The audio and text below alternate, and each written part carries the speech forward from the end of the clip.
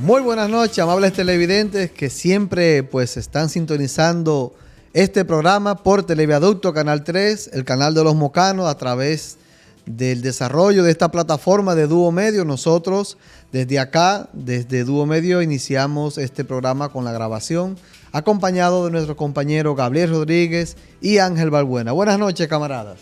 Buenas noches, doctor. Buenas noches, amigos televidentes. Hoy miércoles con un programa interesante para el disfrute de todos ustedes. Sí, gracias a todos los que sacan un tiempito los miércoles, ¿verdad? Rompiendo la semana, que saca ese tiempito para escuchar nuestros análisis y nuestras opiniones, que muchas veces no decimos nosotros, ¿verdad? No somos dueños de la verdad absoluta, pero tratamos de decir la verdad, nuestra verdad. Así es, así que vamos a iniciar el programa hablando, Gabriel, que tú hablas un poco de la parte del golpe de Estado del expresidente profesor Juan Bosch. Cuéntanos. Sí, la parte de la historia de la efemérides. Efectivamente, un día como hoy, en el año 1963, fue depuesto apenas 7 meses después de instalado el primer gobierno democrático luego de la dictadura de Rafael Leónidas Trujillo. Lamentablemente, una conspiración de los sectores poderosos del país, y más lamentable que se vio también con el apoyo de iglesias cristianas. De la Iglesia Católica, diga lo que la Iglesia Católica a través de la historia han metido muchísimo la pata. Yo no quería ofenderlo a usted. No, es que eso no es ofensa. Nada humano es perfecto, y la primera es reconocer sus errores a través de la historia. Ha sido la misma iglesia. Ya. Ese golpe de Estado nos ha costado mucho, señores. Un ensayo democrático muchísimo. Toda la legalidad que resumía las esperanzas, el anhelo de libertad del pueblo dominicano, y encabezado por un hombre sencillo, con ideas bien claras de lo que podía ser el desarrollo de nuestro país a partir de la decapitación de la tiranía. Ya ustedes saben, amigos, lo que ocurrió, unos gobiernos ahí de facto, y después la gloriosa revolución que se iniciara el 24 de abril de 1965. Después, un periodo bastante tumultuoso que fue, digamos, liderado, encabezado por ese fatídico periodo de los 12 años del doctor Joaquín Balaguer. Hoy estamos en democracia, sin embargo, es mucho lo que tenemos que transitar todavía para el bienestar, para que respetemos las instituciones que deben regirnos como pueblo civilizado. Tenemos muchos problemas, y parte de ellos pudiéramos decir que son consecuencia de aquel fatídico golpe de Estado, porque todavía no hemos podido superar muchas de las consecuencias de ese golpe. Sí, así es un ensayo democrático auténtico y llevado a cabo, ¿verdad?, por un gran ciudadano, un gran hombre. En programas anteriores yo decía, empecé a ser bochista en 1986, cuando empecé a leer sus obras. Es un gran escritor, un gran patriota. Y básicamente el neotrujillismo, esos poderes fácticos que tú mencionas, en donde incluso estaba involucrado la Iglesia Católica, porque estábamos en tiempo de la Guerra Fría, donde el comunismo se veía como un demonio en esta parte de América, ¿verdad? Y ahí estaba Cuba, y los Estados Unidos no podían permitir que otro sistema parecido al cubano pues se pudiera instaurar aquí en la República Dominicana, y todos sabemos que hubieron muchos involucrados, pero que fue una decisión prácticamente del imperio americano, la deposición del presidente Juan Bosch. ¿Y cuánto le ha costado a este país? Porque qué poco hemos avanzado a nivel institucional. Nos pareciese, ¿verdad?, que pasan cada 4 años, y ya hoy hace 61 años de ese fatídico episodio, y vivimos siempre con los mismos problemas. Los sectores, aquí en este país prácticamente la oligarquía rancia, el neotrujillismo todavía vive y son esos poderes fácticos los que prácticamente inciden en la mayoría de las decisiones y decisiones que nos mantienen en cierto atraso, diría yo, porque vemos cómo se quieren reformar muchas leyes, pero principalmente no se aplican las que tenemos. Y de acuerdo a los resultados, que es lo que está más cerca de la verdad, son los resultados. Nosotros vivimos con un país con mucha inequidad, con mucha injusticia social, que es prácticamente la esperanza muerta de muchos seres humanos aquí, que llegan a la vejez y si no es porque tienen un hijo o una hija o un pariente que le dé los chelitos para la pastilla o para comprarse un sobre de café, pues lo que viven es pasando hambre, porque no hemos podido desarrollar un sistema donde haya paz y justicia social y donde los mal llamados pobres, como lo mencionamos, pues tengan mejores suertes. Así es, pero no solamente hay que destacar el tema de la Iglesia Católica, sino, como tú bien dices, Balbuena, el gobierno del Imperio Americano estaba detrás de eso y no iba a dejar a permitir que ese gobierno constitucional democrático, después de la dictadura de Trujillo, se estableciera, porque esa iba a ser la brecha de lo que es la línea, vamos a decir, de izquierda, desde el entonces, cuando se empezó aquí a surgir o a revivir lo que es el sentir de izquierda, inclinado a la balanza del sinónimo del comunismo, donde esa palabra fue de lo que llevó a que, así mismo como lo fue el imperio, lo hizo a través de ciertos poderes, como fue el poder de la iglesia. Entonces ya se sentían amenaza, no solamente el imperio, sino para el dominio de tener, no porque le iba a afectar directamente al propio imperio, sino para tener el dominio de estas tierras, de esta área de América Latina, sino también que así mismo se vio amenazada la iglesia. Entonces ahí fue donde la iglesia, Gabriel, entra y juega su papel, donde apoya de una manera directa, se puede decir así, lo que fue ese golpe de Estado. Y así mismo entonces también el involucramiento de ciertos militares, como en el caso ahí quien lideró fue el coronel Wessing, si no más recuerdo, donde tenía que asumirlo. Antonio Inver Barrera. Estaba la cúpula militar. Sí, pero había también un compromiso porque Bosch había ordenado, porque confiaba mucho sobre el coronel, el teniente Fernández Domínguez, que le había dicho que en caso de él moría, él era que tenía que asumir el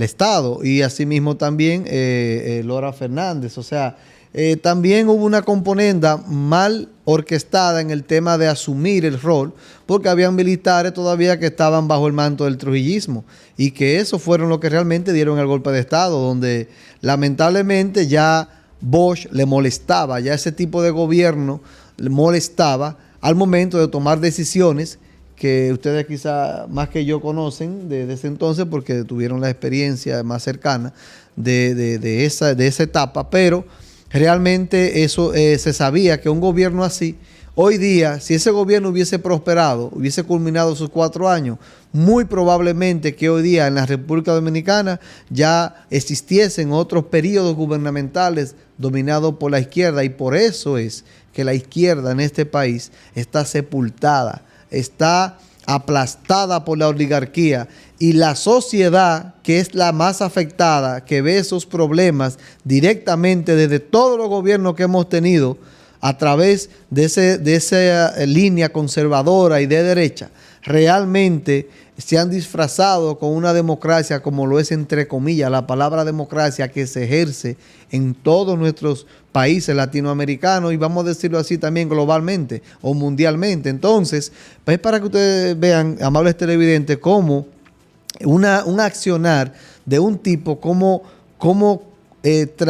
eso transgrede todo lo que es el desarrollo político, sobre todo específicamente de este país, la República Dominicana. Y mucha gente dice, bueno, como hablaban de los partidos de izquierda, de los que son que son minoritarios en este país, y por eso que no surgen, porque además de que tienen un mal desempeño, que todos quieren ser cabeza y que no se unen, no se ponen de acuerdo, asimismo el conservadurismo y la extrema derecha y la oligarquía pues siguen aplastando y dominando, y por eso es que todos los gobiernos dominicanos se han visto viciados por las intersecciones e interferencias de esos poderes fácticos, como tú llamas. Sí, y yo en otras ocasiones lo he dicho, y no es que yo lo deseo, pero este sistema imperante aquí en República Dominicana solamente va a cambiar cuando se dé una crisis. Estoy de acuerdo contigo. Y esa crisis no está muy lejos.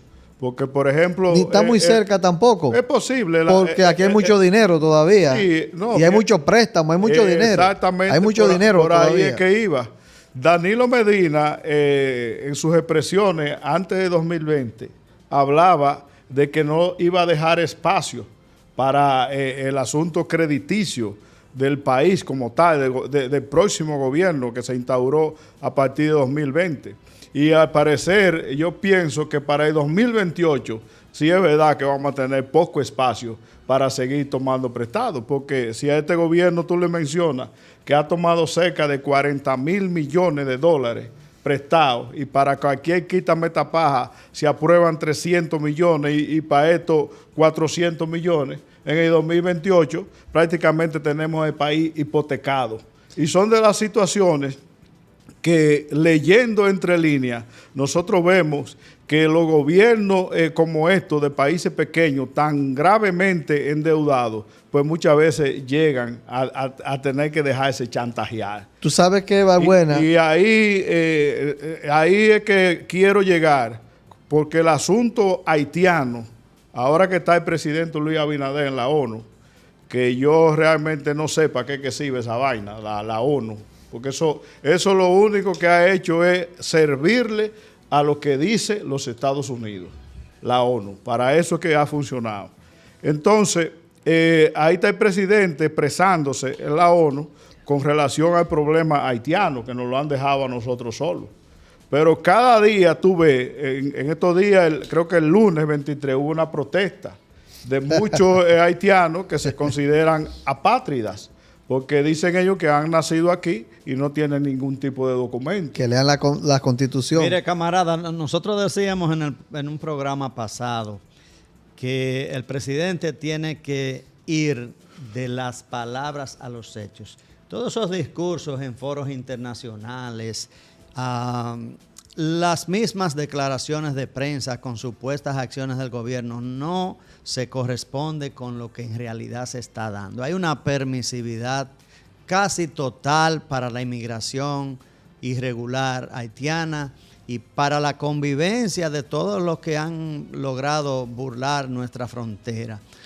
No somos anti-haitianos, lo repetimos, pero el gobierno tiene que ir ya de las palabras a los hechos. Entonces, cuando tú vas, el asunto que relaciona los préstamos, cuando tú quieres 500 millones de dólares prestados, no te lo prestan así porque tú tienes la cara bonita. Y lo que nosotros estamos viendo en este país, la realidad, cuando tú vas a la maternidad, cuando tú ves a los centros hospitalarios, cuando tú ves a los sistema lugares, educativo, a los lugares de trabajo, donde el primero que viola la ley es el propio gobierno, con el asunto del 80-20. Y entonces, prácticamente el otro día, ustedes se asombraban cuando yo decía que se ha perdido el control de la migración haitiana. Pero se ha perdido porque no se tiene con qué o porque se ha dejado así medalaganariamente, bajo una intención que no se ve.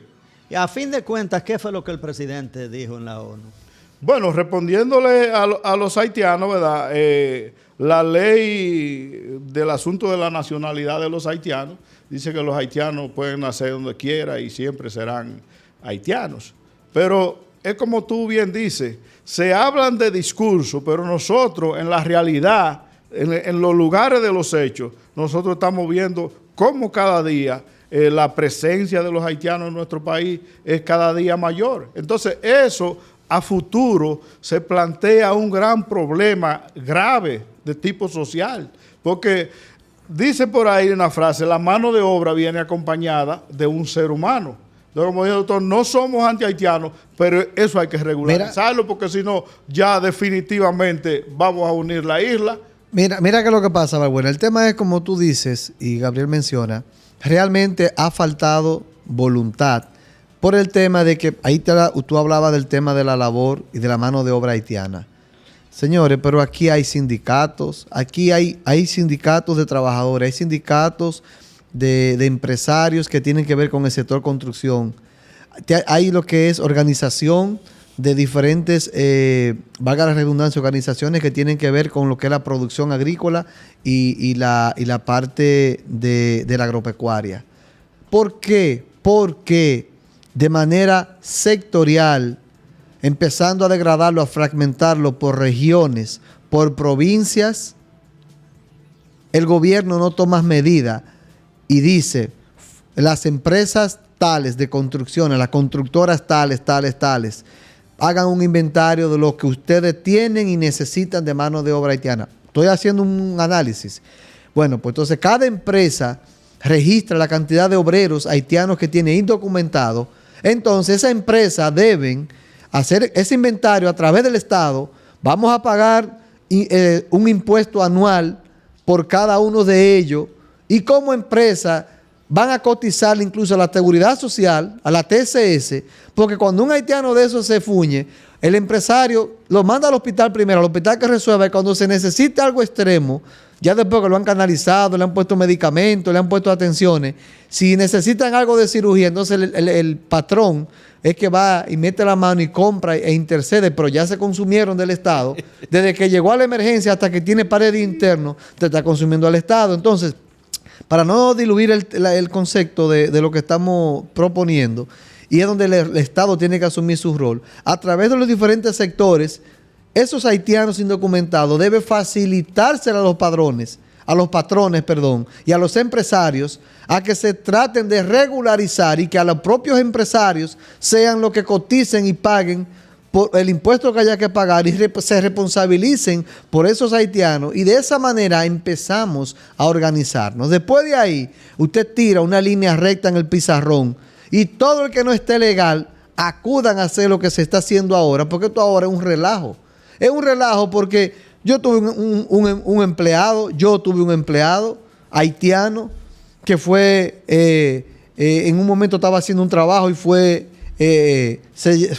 tomado por migración, y él mismo me dijo, no se preocupe que yo en el fin de semana regreso. Efectivamente, señores, y es porque no solamente si llegó ya a migración como tal, ahí tienen que deportarlo obligatoriamente, y ellos cruzan la frontera y vienen por los montes.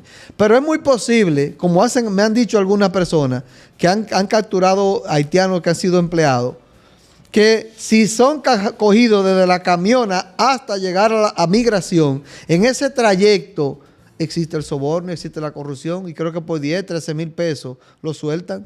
Entonces, señores, es como también ahí le doy la razón al compañero Balbuena, falta voluntad, y a Gabriel, en que no solamente de querer hacerlo, es que se haga y de ejecutarlo. Involucrémonos como sociedad, involucrémonos como empresarios, involucrémonos como empleadores, y a través de organizarnos y facilitarnos la forma, paguémosle al Estado el impuesto que haya que pagar y regularicemos lo que se necesite aquí para poder lograr lo que es la mano de obra haitiana en relación a construcción y agricultura y agropecuaria y otros sectores que esté involucrada la mano de obra haitiana. Y de esa manera ellos estarán contentos porque se les tomará en cuenta como ciudadanos, y que también deambular por las calles de una manera regular sin ese temor. Y quizás pueden aportar a la economía dominicana, porque si se regularizan y deben pagar un impuesto, ya sea por la regularización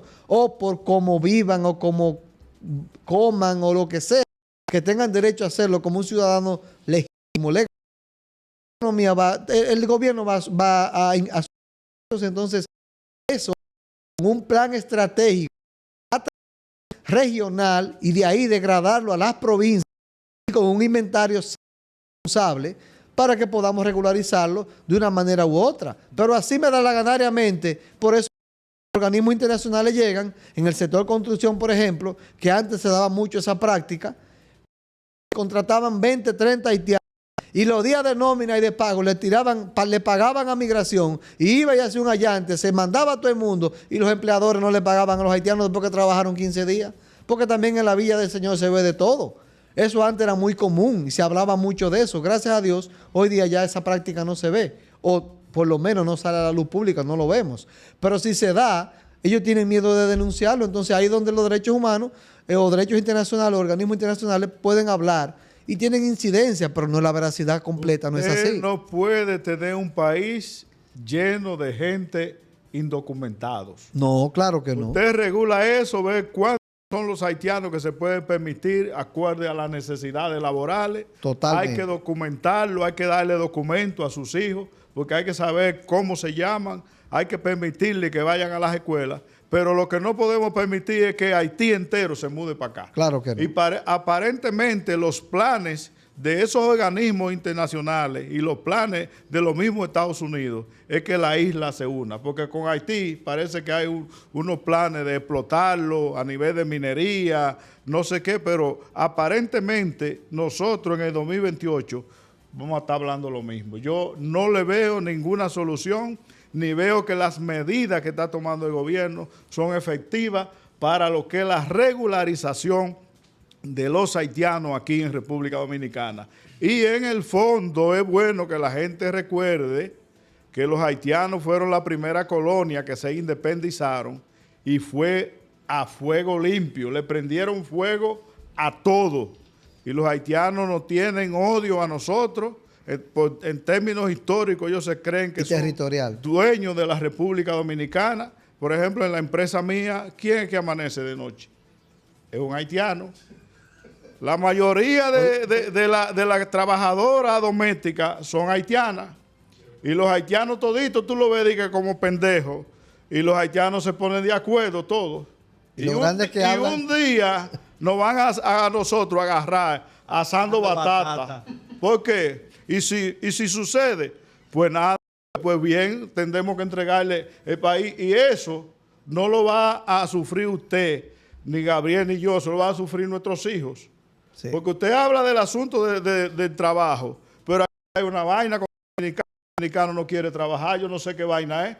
Porque antes a mi empresa llegaba un contenedor, yo le daba 5,000 pesos a los muchachos que vivían por ahí.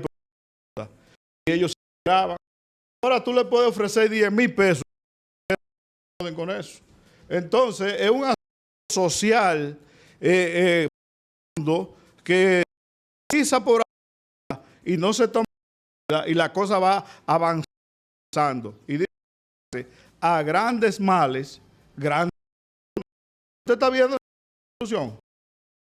Eso que tú estás diciendo no solamente es un tema social, es un tema cultural. Fíjate que hoy día varias veces tenemos un desasosiego con la sociedad dominicana, sobre todo con la juventud. La juventud dominicana tiene un tema de que nada más quiere vivir extrapolándose su vida a través de las redes sociales. Nadie quiere asumir responsabilidades, nadie quiere estudiar, nadie quiere trabajar. Estoy hablando en sentido general cuando hablo del... Pero la juventud dominicana hoy día, un joven apenas se hizo bachiller en este fallido que tenemos de educación, que no tiene nada de conocimiento propio, cultural y de costumbre dadas por sus padres en casa. Pero ese jovencito de 22, 20 años quiere tener dinero rápido, como el que tiene una empresa, como el profesional que tiene en la que sea. Entonces, ese problema, transculturación, sobre todo aquí. Miren cómo esa grande cantidad de deportados que llegan aquí a este país, que aquí no sale todos los días. Cada vez que llegan esos comentados, ni nadie nos dice con exactitud cuántos fueron realmente y dónde están. Entonces son de las cosas que donde estamos responsabilizando responsabilidades gubernamentales, donde se tiene que haber un régimen de consecuencia establecido y dirigir, ver cómo se dirige esta sociedad. Si cultura no prohíbe esa porquería de música de dembow que se hace aquí en este país, esa porquería de música que lo que motiva es a prostitución, a lo que es robo, droga, narcotráfico. Porque y ve un que nunca en su vida ha estudiado, ni ha agarrado, ni tiene ningún nivel académico específico y maneja más millones y para colmo lo exhibe públicamente hacia la sociedad dominicana. ¿Qué motivación van a tener los niños de saber si aquel fulano anda exhibiendo carros de alta gama y te anda presumiendo lujosas villas y casas? Y el que tiene que estudiar como uno y fajarse, tiene que esperar muchos años para poder ver esos frutos. ¿Cuál es el mensaje social? Y eso es culpa de un Ministerio de Cultura. Eso es culpa de una dirección de espectáculo público. Eso es culpa, ahí sí tenemos que a quienes nos han dirigido por décadas, por más de 20 años, que todos esos ministerios y todas esas direcciones han sido para nada, porque están motivando a la sociedad dominicana a que libro y lea y estudie y se prepare. No, es que coja un celular y que se autoproclame influencer, se autoproclame youtuber para adquirir dinero a través de barrabasada y perdiendo a un punto hasta la conciencia de saber quién es el ser humano, al punto que estamos perdiendo la humanización. El propio humano, estamos perdiendo la psiquis pensando en qué somos y por qué estamos en este mundo. Porque ya a través de esta porquería, para que maten a uno al lado, y prefiero grabarlo para crear contenido en mis redes, en mi negocio, en mi lo que sea, y no ir a darle la mano amiga a ayudar a esa persona. Hasta ese punto hemos llegado. Y dejémoslo ahí para no seguir hablando más de eso. Haciendo un resumen, ¿por dónde fue que empezamos el programa? Por el derrocamiento de Juan Bosch, del profesor Juan Bosch en el 63. Dice por ahí, cada pueblo tiene los gobernantes que se merece. Y terminamos lo que estamos hablando. Va viendo aquí quiénes son los que componen la Cámara de Diputados, quiénes son nuestros senadores. Entonces, hay una falta de liderazgo. Y entonces hoy estamos hablando de algo que sucedió hace 61 años, que dio al traste con lo que pudo haber sido el comienzo del desarrollo institucional, social y económico como nación, como una verdadera nación. Entonces, mire a dónde que hemos llegado. Haciendo un resumen, señor director, póngame ahí un video de a qué que se está dedicando la juventud los fines de semana, para que usted vea que entregándole el país en bandeja de plata a los haitianos que estamos, porque aquí nadie quiere trabajar, aquí lo que hay, la gente quiere vivir en un teteo, fumando juca y demás hierbas aromáticas. Mire, mire. Ese video fue público, eso anda en las redes, eso es público. Miren la forma, la deshumanización. Mira, la otra, hay dos gente peleando, matándose ahí. Y nadie se mete, la dejan que se den, mejor llega otra, apoyar a la otra, darle.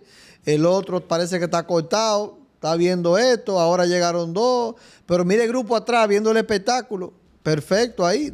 Eso le parece que le hace sentir bien. Eso fue, si no me recuerdo, eso fue ayer en la represa.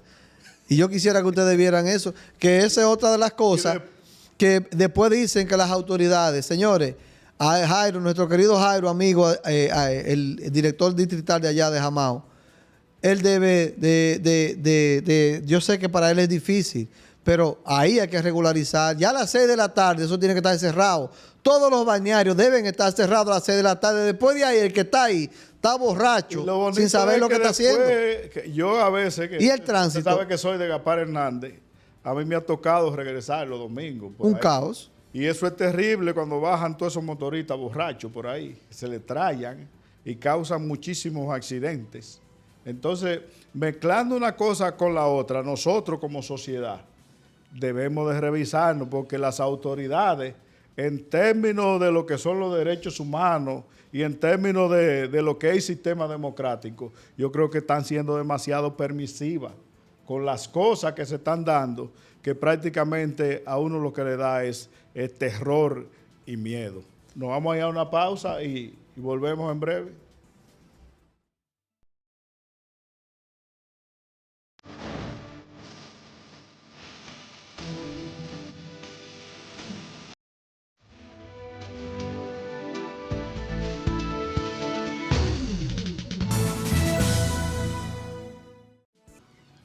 Bien, aquí estamos de nuevo con ustedes. Darles las gracias a nuestros patrocinadores, Ferretería Ulicito, todos los materiales para su construcción a los mejores precios, a nombre de Beck Animal Products y su premezcla premium Nutri Group para gallinas, pollos y cerdos, para que sus proyectos de animales puedan ser rentables. Y a nombre también del doctor Gabriel Rivas, neurocirujano, y ahora sirviendo a los mocanos como regidor desde el ayuntamiento.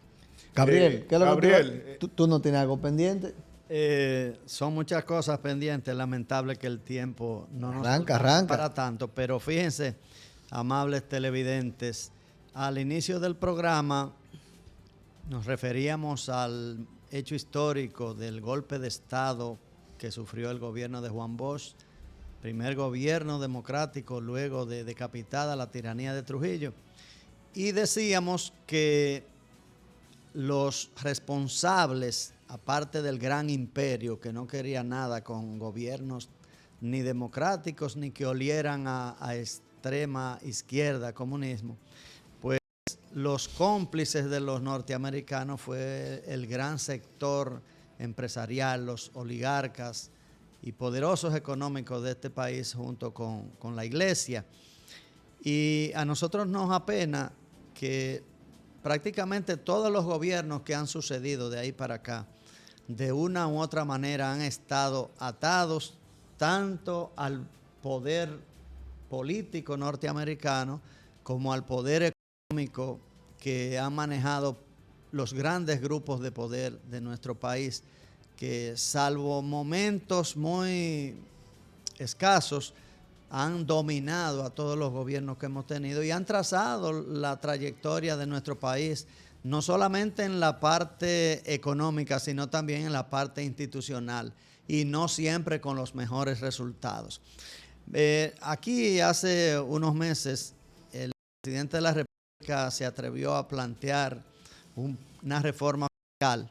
Una reforma fiscal, como todos podemos entender, debe ser fruto de un consenso de los sectores económicos y para aumentar la presión fiscal, es decir, todo tipo de impuestos, para mejorar en las inversiones, en el gasto público y en sentido general para también mejorar el poder adquisitivo y las condiciones de vida de la clase media y baja, que son las que tradicionalmente han aportado los impuestos para los gobiernos poder subsistir y hacer sus tipos de actividades, muchas veces buenas, otras veces no tan buenas, muchos robos en nuestra historia reciente. Entonces, eso se ha hecho en silencio. El gobierno jamás ha vuelto a hablar de esa reforma fiscal. Pareciera como si el presidente, empeñado, dotado de una buena actitud, de un buen deseo, quiso plantear esta reforma fiscal.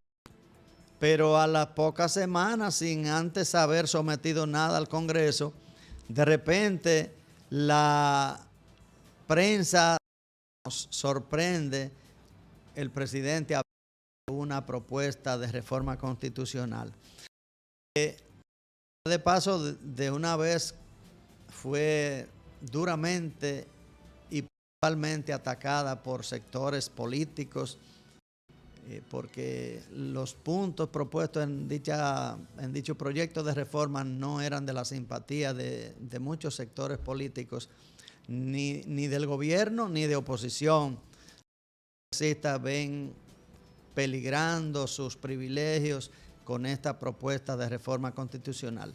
Lo cierto del caso es que la reforma fiscal, que debe ser, como dijimos, producto de un pacto fiscal y que debe ser para mejorar las condiciones de vida de los dominicanos, especialmente de las clases que tradicionalmente han sido cargadas con el pago de impuestos, pues de eso no se ha vuelto a hablar.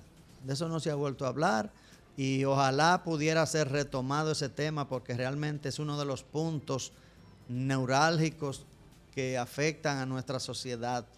Estos Estos impuestos deben ser redistribuidos, rediseñados, de manera que no sea la clase que siempre los ha soportado. Lógicamente, el sector poderoso, los dueños de las riquezas, siempre se han opuesto a ese tipo de pactos, y como esa reforma fiscal debe ser objeto de un pacto social, económico, pues pareciera que ellos están en desacuerdo y están boicoteando eso. Y más que esa parte, que entonces han presionado al gobierno, al presidente, que creemos nosotros pues amparado en un buen deseo, y el presidente ni ningún funcionario del gobierno ha vuelto a hablar de reforma fiscal, y eso nos entristece mucho.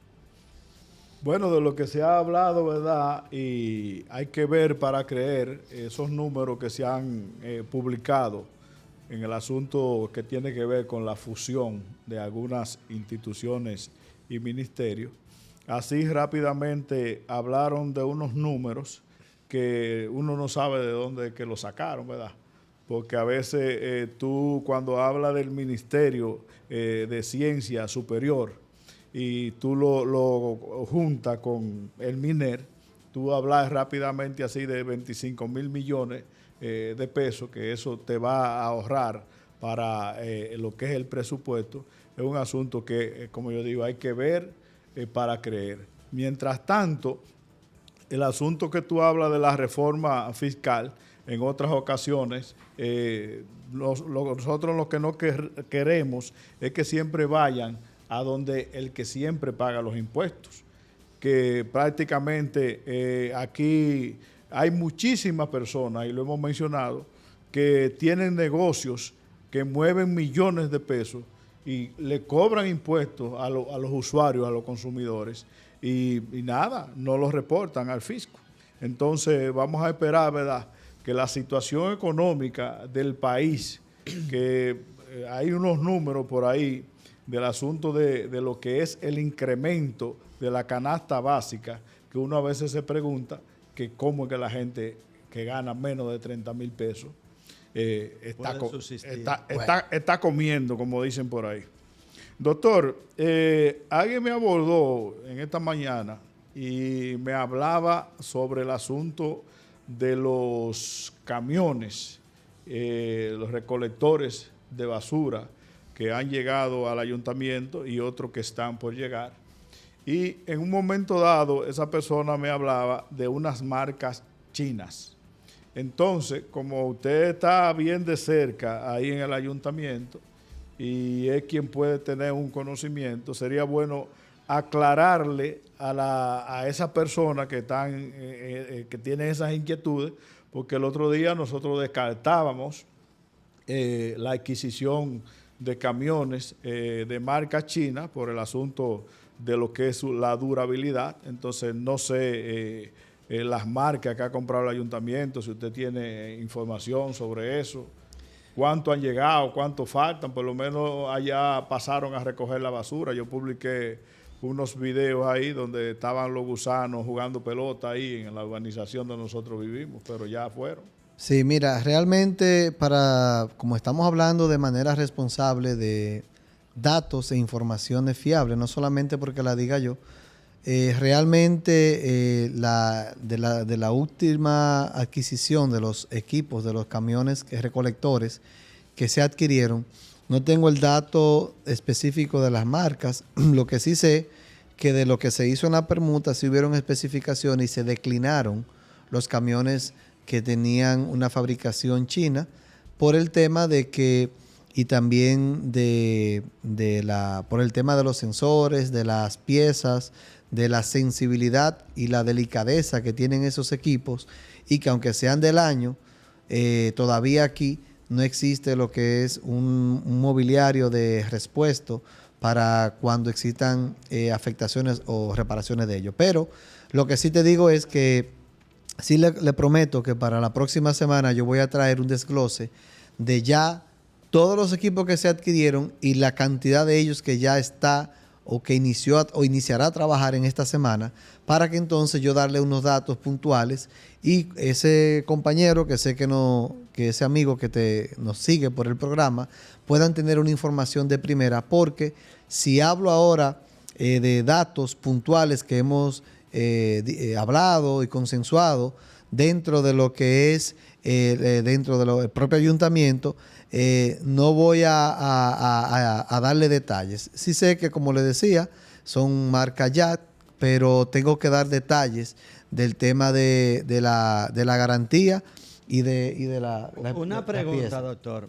Aparte de los vehículos para ser destinados a la recolección de los desechos sólidos, de la basura, que fueron obtenidos o que se están obteniendo, quizás algunos, productos de la permuta esa, de unos terrenos. Una parte de la permuta y otra fue por donación del Ejecutivo. O sea, que gracias a Dios, como se habló en campaña, el gobierno municipal de la provincia, en el caso de Moca, en la provincia, el caso de Moca, como en otros municipios y juntas distritales, hemos tenido un apoyo, o estamos teniendo un apoyo directo de lo que es el gobierno con relación a darle apoyo económico en adquisición. Esa era la pregunta, sí, que se hablaba de los equipos que iban a ser comprados con el dinero resultante de la permuta y otros equipos que ahora fue que nos enteramos que era producto de ese aporte sí, del gobierno. Sí, como ahora. Realmente entonces uno dice, pero si el gobierno iba a aportar unos equipos, ¿por qué no esperamos eso y nos embarcamos en una permuta para, a fin y al cabo, no vamos a tener esos terrenos? Fíjate que realmente lo de la permuta, ya cuando nosotros llegamos al consejo, ese tema ya venía desde meses, ya casi un año desde el consejo anterior, y había una necesidad de lo que eran esos equipos. Y no solamente camiones, porque en la permuta se estableció, como ya ustedes conocen, y fue públicamente, grúas de plataforma, grúas de canasto para los cambios de bombilla, una retrocavadora, cosas que no estaban contempladas en que el gobierno, es lo que tengo entendido, iba a hacer la donación, porque el gobierno la donación que hizo fue de camiones recolectores, un efectivo para camiones recolectores. Pero no solamente el ayuntamiento necesita camiones recolectores. Fíjate que también dentro de los que se adquirieron en permuta fue solamente un camión grande, recolector, y los otros fueron 2 camiones pequeños, la retrocavadora y las 2 grúas de plataforma. O sea que el parque vehicular del ayuntamiento realmente, no me pregunte porque no te voy a dar respuesta de por qué entonces en las gestiones pasadas, o en la gestión pasada, que fue presidida por el propio alcalde, que eso podríamos investigarlo, hubo un deterioro tan masivo que al momento de culminar esa gestión, prácticamente había un parque vehicular inoperante en el propio ayuntamiento. Tú ves ese dato, podemos investigarlo para poder entonces al público que puede tener esa misma inquietud que tú tienes. Yo como regidor, apenas de unos 5 meses, pues estamos empapándonos de esa parte y podemos enriquecernos de esa información de primera para que no nos convirtamos aquí, o yo, en este caso, como regidor, no sea un papagayo hablando cosas sin sentido, sin saber realmente la verdad que se merece lo que son los ciudadanos y el pueblo mocano. Exactamente. Usted va a tener que informarse bien, doctor, porque hay cosas que no lucen coherente, yo te entiendo. Lógicas, uno no le ve el sentido, pero sabemos que en el caso de la permuta, como usted bien ha dicho, eso venía cocinándose desde hacía muchos meses. Y hay cosas que no entendemos, pero hay otras que con las investigaciones que usted pudiera hacer ahí, pues tal vez tenemos más luz sobre eso. Y ojalá, como usted acaba de decir, esa inquietud, ojalá que esos equipos sean bien tratados, que haya un sistema de mantenimiento. Tengo entendido que en el ayuntamiento hay un departamento de mecánica. Mira, yo soy uno de los que he promovido y voy a promover y se lo voy a comunicar directamente al alcalde. Realmente esos equipos, como son nuevos en su mayoría, entiendo que es más sano, es más saludable para el propio ayuntamiento, aunque le tenga un peso económico quizás dentro de lo que es el presupuesto establecido en el propio ayuntamiento. Yo soy de lo que digo, yo fuera el doctor, y realmente yo fuera alcalde y es más saludable pagarle a una compañía, no a una persona, a una compañía contratista que se haga responsable de pagarle una iguala y que mensualmente, pero que se sepa que realmente yo me desquite de lo que es la parte operativa del mantenimiento de esos equipos. Yo voy a investigar otra de las cosas que puedo hacer para ver en el campamento del ayuntamiento, cómo se maneja ese departamento, y créeme que yo, así como tu inquietud, sería el primero que dentro del consejo alzaría esa voz para que se promueva a que ya aquí esa cultura de yoísmo, de personalidades dentro de las instituciones públicas, cuando hay trabajo, sobre todo cuando hay que rendir cuenta a lo que es la sociedad y a la ciudadanía, al pueblo, yo soy de los que digo que hay que responsabilizar las instituciones a través de independencia de funciones. Como por ejemplo en el caso, en vez de yo tener un encargado de mantenimiento que tenga 4 o 5 personas por debajo, por así decirlo, no sé si se maneja así, porque no conozco esa área del ayuntamiento, pero yo mejor prefiero pagar una empresa y que solo el nombre de la empresa se responsabilice de todo lo operante a lo que compete esa parte de mantenimiento. Doctor, esa parte pudiera ser interesante analizarla. Lo que sí yo le digo, y usted lo conoce por otros pueblos, que hemos tenido amargas experiencias en cuanto a esa, vamos a decir, privatización de la recogida de la basura. No, pero no privatizando la recogida, no solamente eso. Es la parte que tiene que ver con mantenimiento. Porque tú vas ahora probablemente, como te dije que no conozco, tú vas al campamento y buscas al encargado de mantenimiento y probablemente lo que hace es cambiar aceite, cambiar bombillo y hacer cosas irrelevantes. Mecánico de segunda o tercera categoría. A lo que sería responsabilizar una flotilla nueva de camiones a una compañía que va a ser la responsable por tantos años con un contrato que especifique su función. A eso me refiero. Yo pensaba que usted se refería a la recogida. A la recogida, no, porque eso es otro tema. Porque ahí lo que han querido sacar siempre beneficio. Ojalá que no se dé eso. Bueno, eso es otro tema, pero yo estoy hablando ahora en base a porque te preocupa, igual, y sé que a ustedes como ciudadanos, traiga una flotilla nueva, lo nuevo, la mejor marca es nueva. Pero cuando vengan los problemas, ya sea por mala ignorancia, ya sea por tiempo, por desuso, desgaste de las piezas, la preocupación es que un camión nuevo con un año de operación ahorita tenga que atrincherarse porque no aparezca una pieza X porque es nuevo y todavía no tenemos ese parque o que los de respuesta. Choferes También. Y que lo lleven a un deterioro rápido, pero no hay consecuencias para eso también. No, la mayor que debe haber en el caso del ayuntamiento es sacarlo y liquidarlo y cancelarlo. Doctor. Pero eso no es suficiente. No es suficiente. La idea es que se quede operando en el caso de un camión, de la avería de un camión. No importa que se cancele el culpable, porque aquí yo creo que no hay nadie que quiere ser culpable de hacer la cosa mal hecha, a no ser que cobre por eso, por corregir lo mal hecho, ¿verdad? Doctor, eso es otra tema. Pregunta que me llega por ahí es que un regidor gana como 70,000 pesos.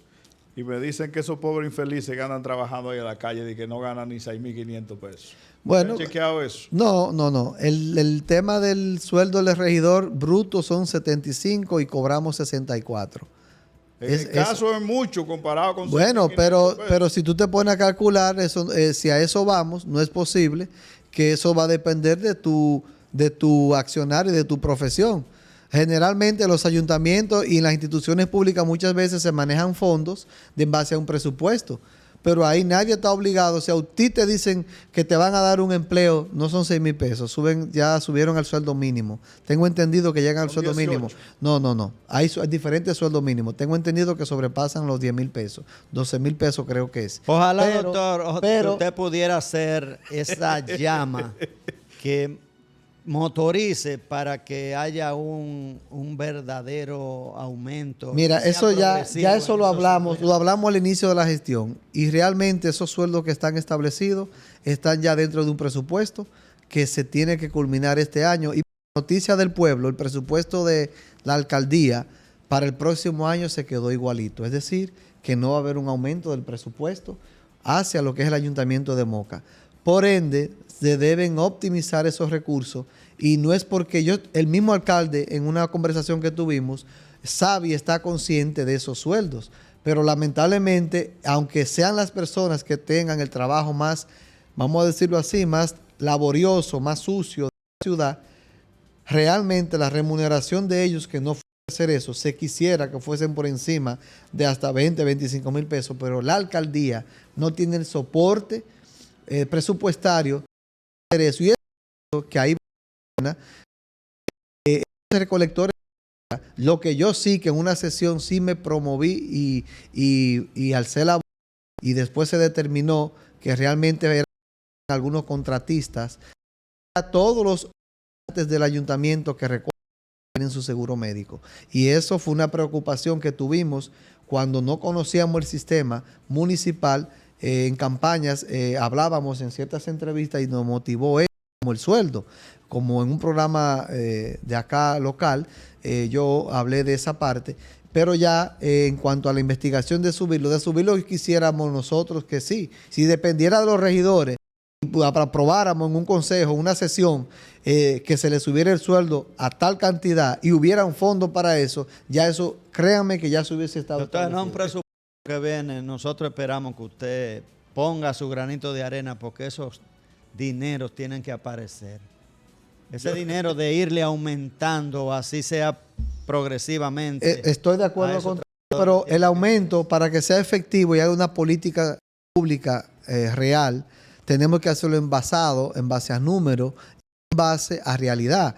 No porque yo quisiera la ciudadanía que se hiciera tal cosa, se debe hacer, sino que para que eso tenga efecto y aquí no quedásemos hablando en un programa cosas sin sentido, yo sí lo que te puedo decir, y un día podemos invitar al propio doctor, al alcalde, traerlo aquí, yo puedo encargar de eso, y esas preguntas para ya el presupuesto venidero, que ahora con referente a eso, se estamos haciendo reuniones, tenemos que trabajar para eso. Entonces, yo creo que sí. Y es bueno darle participación para que todos ustedes conozcan de primera mano, no solamente a través de mí, lo que está pasando en el ayuntamiento. Yo creo que sí. Sí, el ayuntamiento hay que propiciar que muchas cosas pues deben modernizarse y deben ir cambiando. La otra vez hablábamos del asunto de los parques, que a los parques hay que tratar de darle vida.